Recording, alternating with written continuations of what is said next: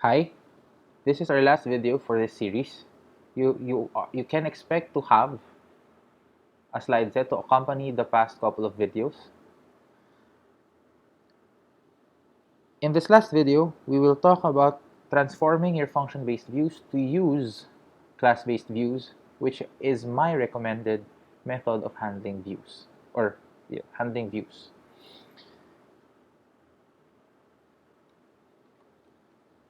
Our last video talked about adding variables to your templates and how to handle explicitly the post method in your function-based view.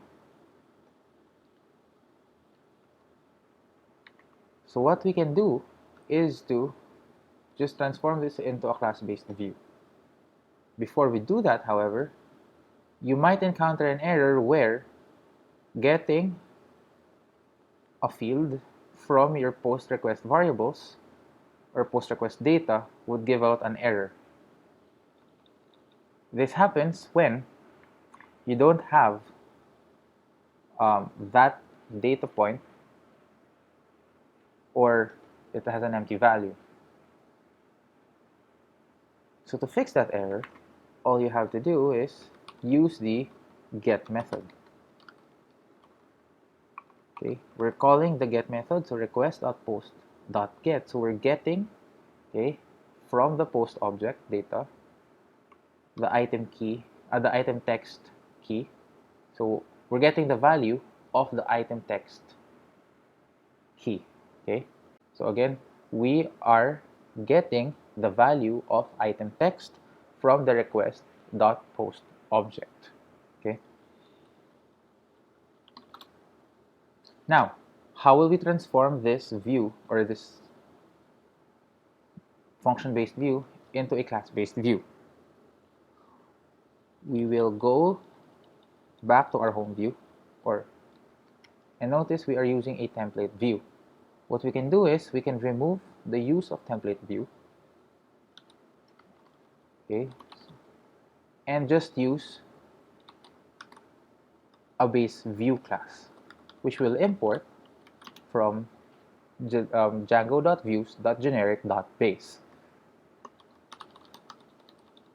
Here, we can define a variable, or we can define methods that correspond to the request method that we are responding to. For example, if we are responding to the get method, that is how it would look like. So that's get, and then you would import self, obviously, because this is a method of the class, the request object, and then a couple of arguments and keyword arguments. This is args and kwargs, or keyword arguments, are Python syntax for accepting a number of arguments. But for the sake of this class, I'm not really going to delve into what those mean unless we actually need those arguments. So in our get method, we can just render our home.html.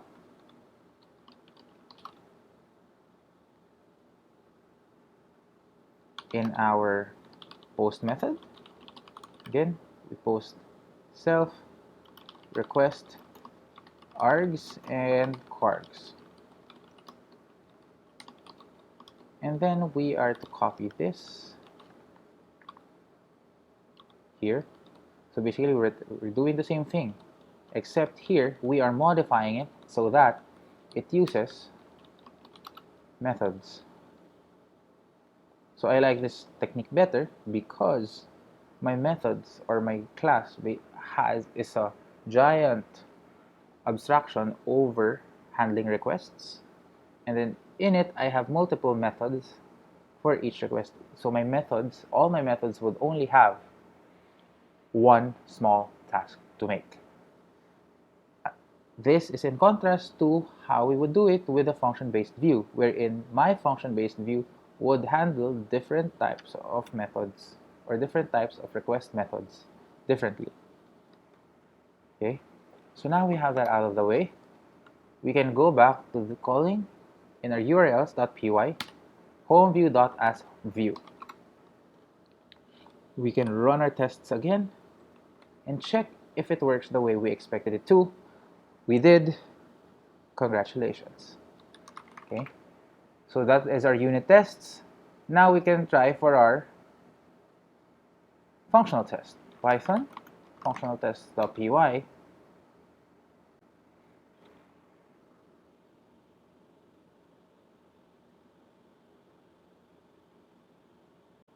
And we are given an error wherein we say that we have a stale element reference because it is not attached. So we could fix that. Okay, we could fix that by adjusting our sleep, because it may be the case that it is not yet rendered properly. So in our functional tests, instead of a 1 second sleep, we can try a 3 second sleep, and then let's try and run that again.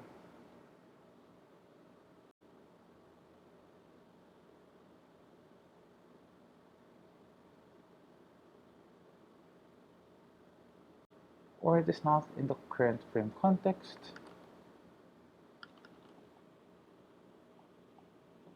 So let's read this error out. We see that it errors out. We only have one error, can create new list. So it's this test. And then we are looking through the text of all task lists. Okay, now notice the error. It says either the element is no longer attached, it is not in the frame context, or the document has been refreshed. Remember, once we finish the input, it will post the data here after line 28 where we send the enter key. So time.sleep says that we will wait for the page to refresh, meaning task list and task list items are no longer referencing properly. So we need to put this after time.sleep, and then let's try that again.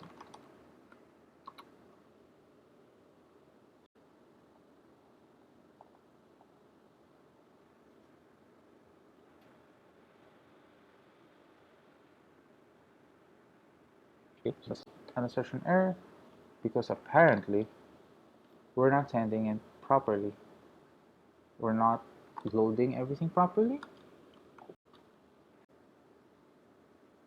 Oh, now I know why.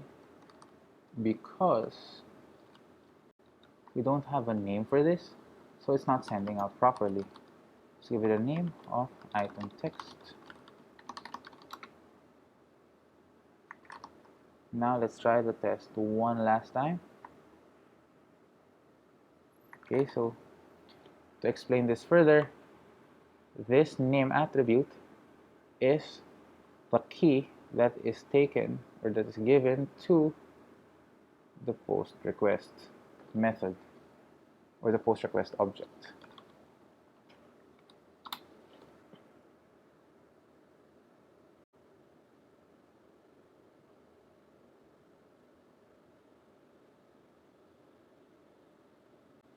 Okay, it's an error because I have a typo in my test. It's CSI40 with a capital I here, and that should make the test pass.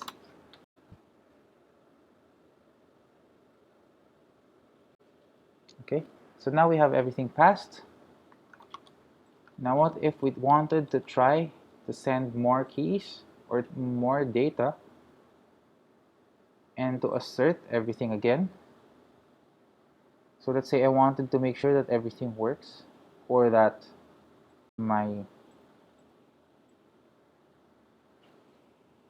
list items start with a number, for example. So let's say my first item would be finish CSI project, and then it would be prefixed by A1. So let's say it looks something like this. But your input is only something like this. Okay. So how do we test that? I could probably make a copy of this, right? And then say finish watching all the videos. And then in my assertion, it would look something like this. Okay.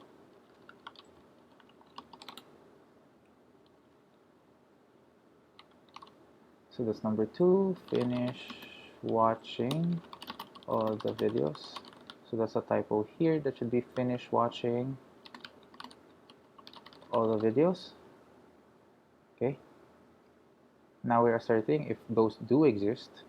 Obviously that would error out right now because we can only insert one item at a time. But also notice how, so that would require us to have a database. So that will be the topic of our next set of videos. But for now, notice how the test has repeating or have repeating lines of code. So we can refactor our code to use a helper method. Let's say we call it check for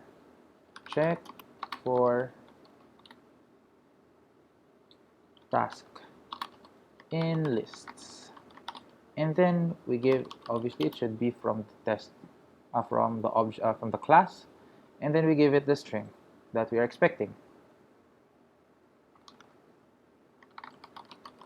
Okay, so what are we duplicating? We are duplicating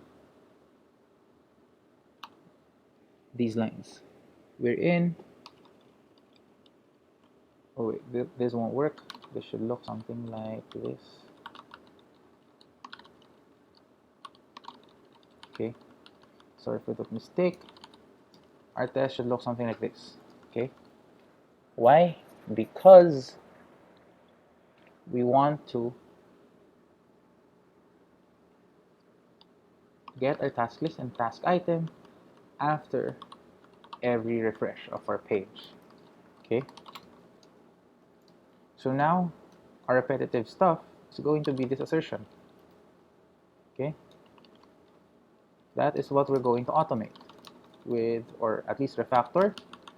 So we're going to go here in our check for task in list method. So we are getting for a task list again. We're checking for task list items from the task list. However, I'm asserting this string. Okay, the string will now be from our parameters or arguments task string. We're checking if our task string is in our list. Okay, so now what we can do is to enter our text. Sleep.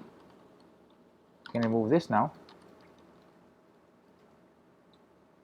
We can remove this assertion. So here after this one we can say check for task self dot check for task in list, and then we're passing it finish CSI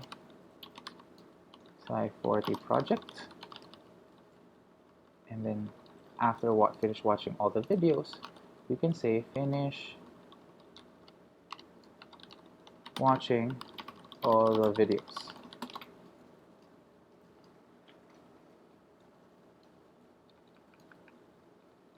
Let's put that back there because that will be useful for our next set of videos about database models. Okay, so let's run our functional test one last time.